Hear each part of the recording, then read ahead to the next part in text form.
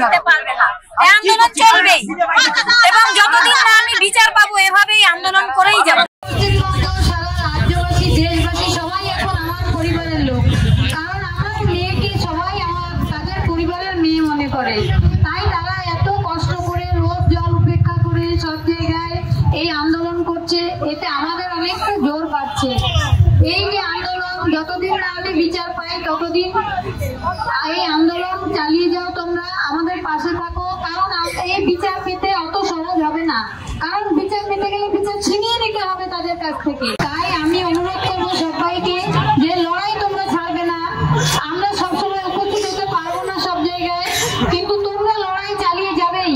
এই যে স্বাস্থ্য ভবনের সামনে আজকে সমস্ত রাস্তার যে প্রতিকৃতি সব মুছে দেওয়া হয়েছে আলকাতরা দিয়ে, এটা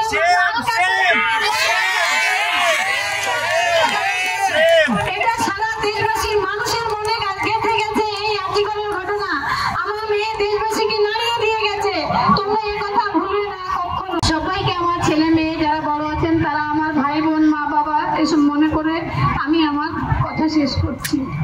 এবং যতক্ষণ আমরা বিচার না পাই ততক্ষণ তোমরা আমার পাশে থাকবে, এই প্রতিশ্রুতি সবার কাছে চাইছি।